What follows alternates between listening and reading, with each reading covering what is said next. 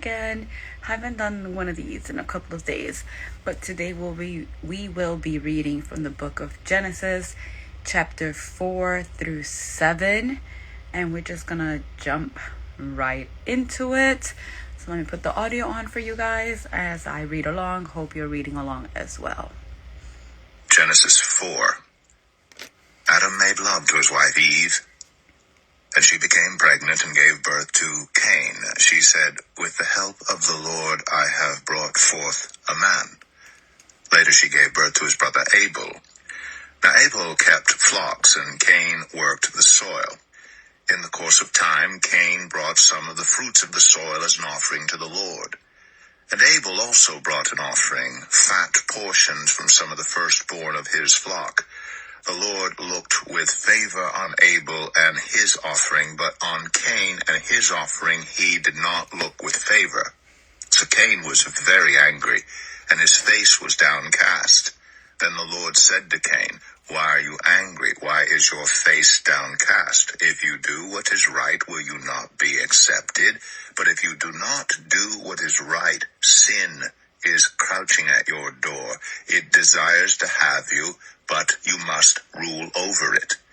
Now Cain said to his brother Abel, "Let's go out to the field." While they were in the field, Cain attacked his brother Abel and killed him. Then the Lord said to Cain, "Where is your brother Abel?" "I don't know," he replied. "Am I my brother's keeper?" The Lord said, "What have you done? Listen. Your brother's blood cries out to me from the ground. Now you are under a curse and driven from the ground, which opened its mouth to receive your brother's blood from your hand. When you work the ground, it will no longer yield its crops for you. You will be a restless wanderer on the earth." Cain said to the Lord, "My punishment is more than I can bear. Today you are driving me from the land, and I will be hidden from your presence. I will be a restless wanderer on the earth, and whoever finds me will kill me." But the Lord said to him, "Not so. Anyone who kills Cain will suffer vengeance 7 times over." Then the Lord put a mark on Cain so that no one who found him would kill him. So Cain went out from the Lord's presence and lived in the land of Nod, east of Eden.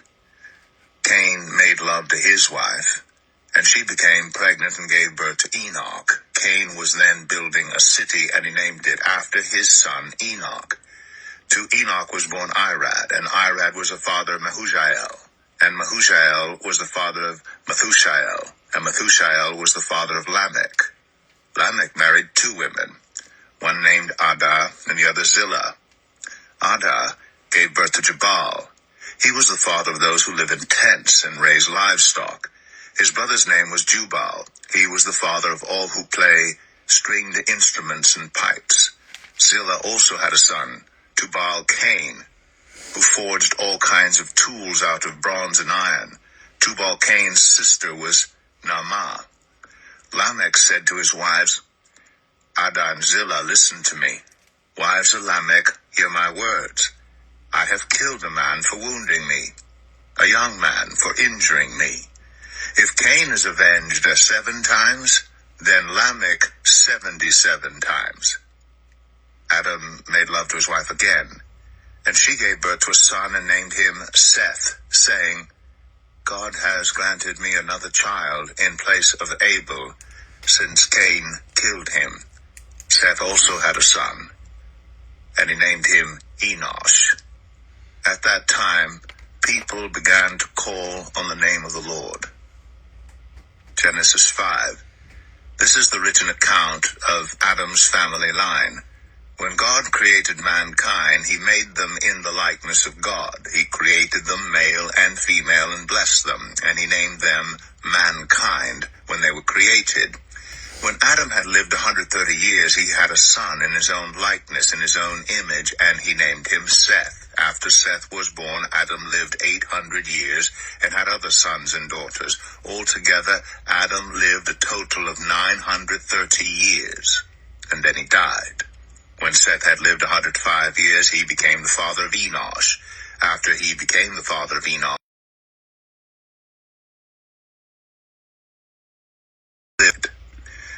Enosh had lived 90 years, he became the father of Cain.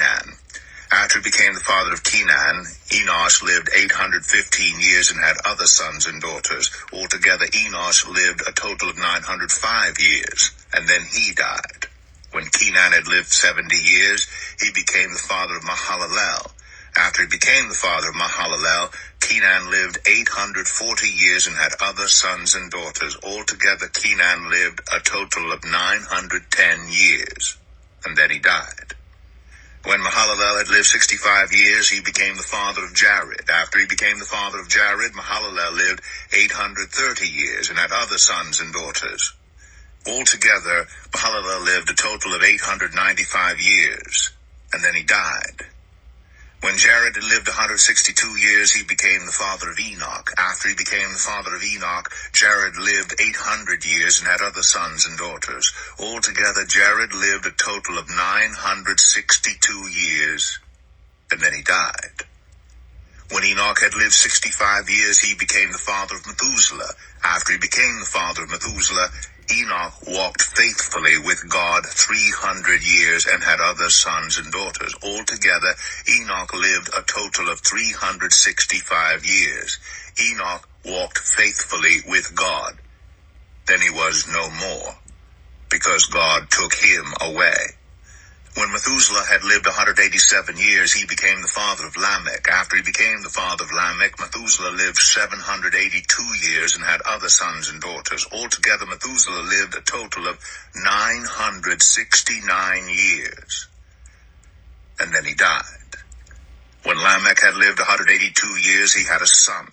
He named him Noah, and said, "He will comfort us in the labor and painful toil of our hands caused by the ground the Lord has cursed."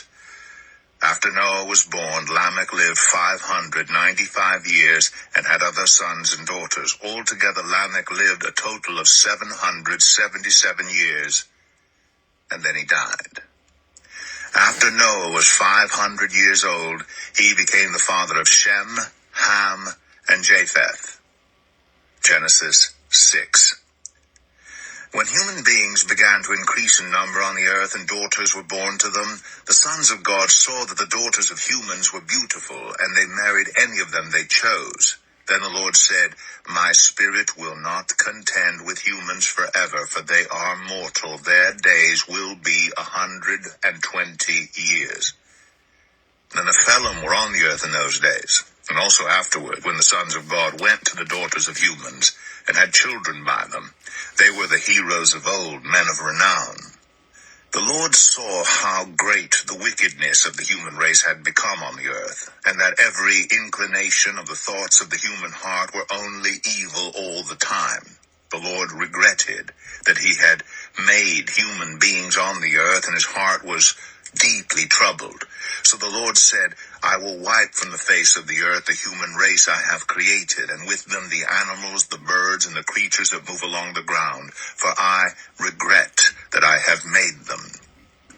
But Noah found favor in the eyes of the Lord. This is the account of Noah and his family. Noah was a righteous man, blameless among the people of his time, and he walked faithfully with God.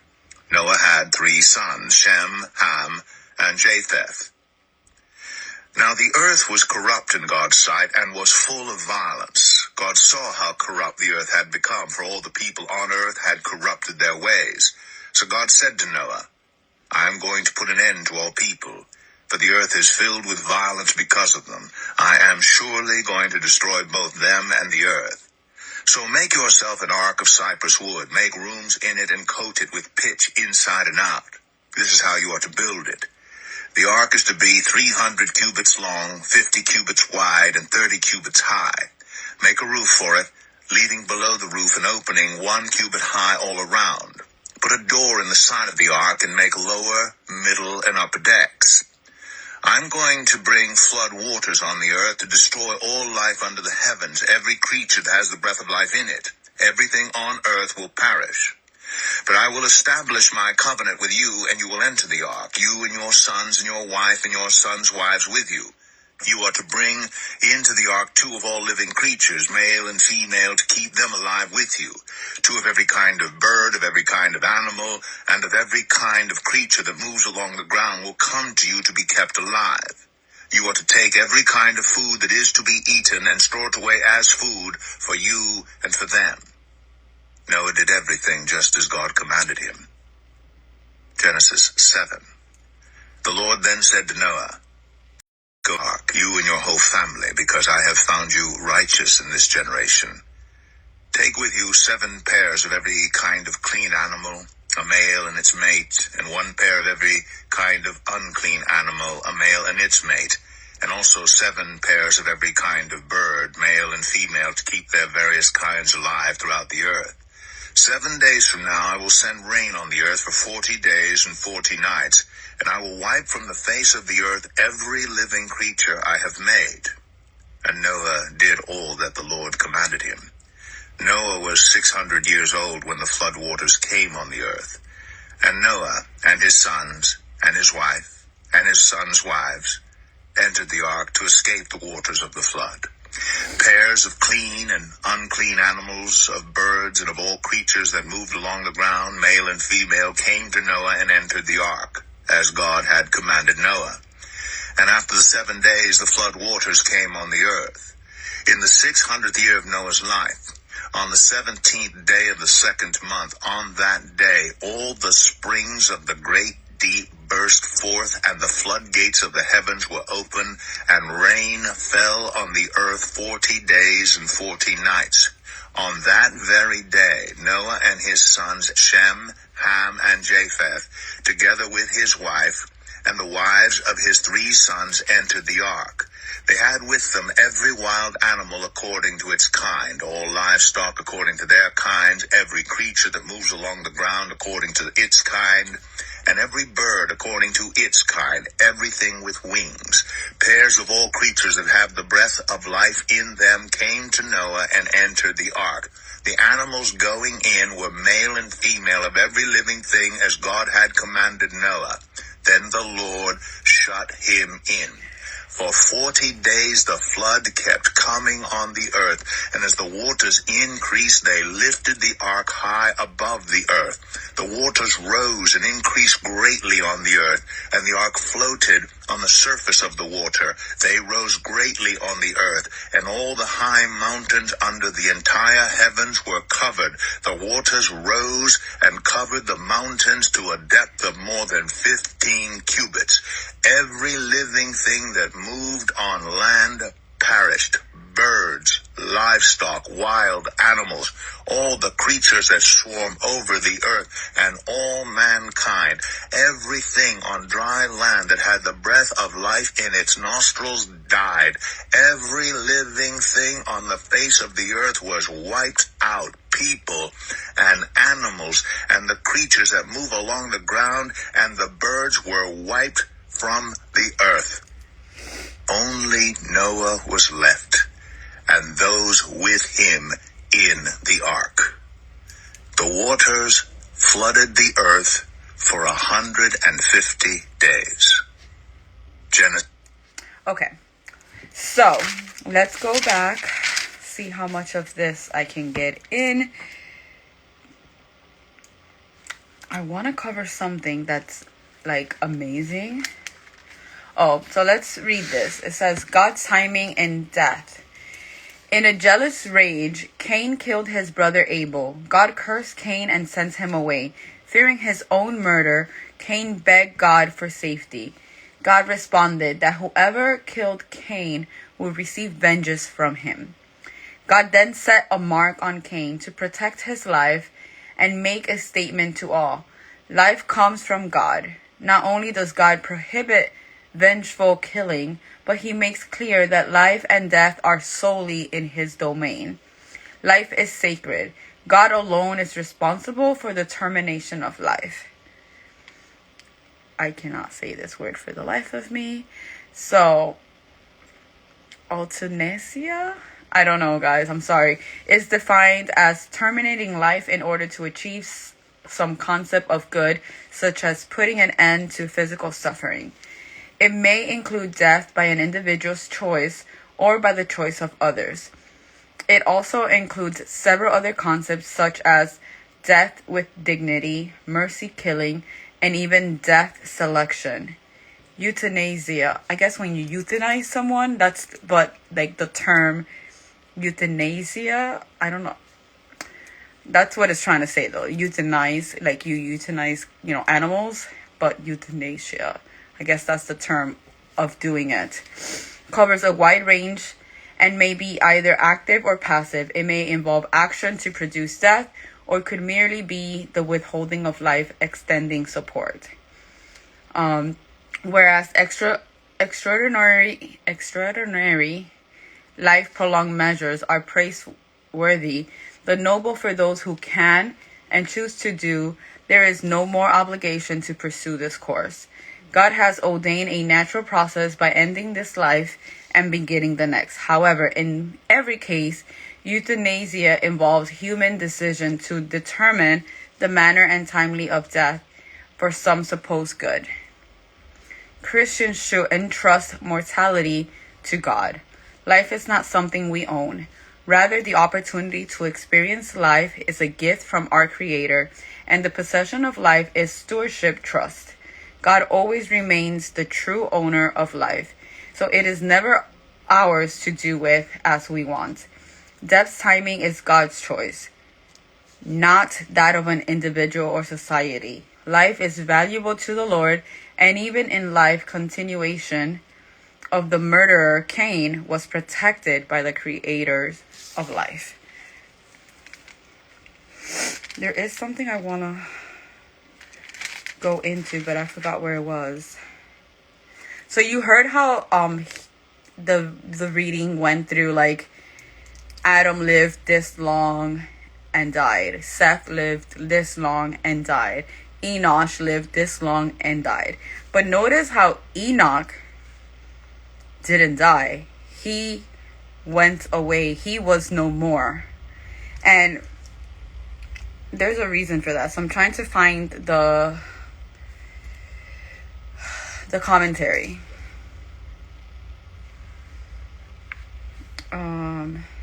Sound I can refer to immediately. It says, Enoch occupied the 7th place in the genealogy, a place that reserved for particular significant individuals. No, that's not it. Here. God took him away. Enoch's righteousness resulted in God sparing him from the physical death, affirming God's power over death. Only the prophet Elijah shared this experience. So think about it. Like, because we became sinful, right? Starting with Adam and Eve, right? Because that's where this genealogy started. Everyone sinned, including us to this day. But Enoch was righteous, and because he followed God, because he was obedient, God spared him the pain of death, the pain of suffering death, and just took him with him. That I feel honestly that that's how the end of the world is going to be. When Jesus comes back, we're not going to die. We're just going to go with him into heaven or new earth or whatever you want to call it, right? And I really believe that. Like, I feel like if we truly follow him and do the righteous things and do the things that he calls us to do, that he will spare us the suffering of death when he comes and just take us with him. So, I don't know what you guys think, but that's what I think. Let's see if there's anything else I want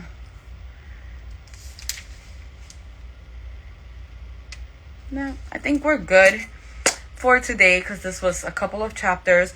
So again, for anyone that is watching, after we read chapters 4 through 7 in Genesis, covered all of Adam's children and their lives and their descendants, and yeah. So if you guys have any questions, feel free to drop them in the comments or DM me. If you guys enjoy these, let me know so I can do them daily. My goal is to do them daily, but sometimes life be lifing, and I just do it by myself. But yeah, I will try to catch you guys tomorrow. Bye.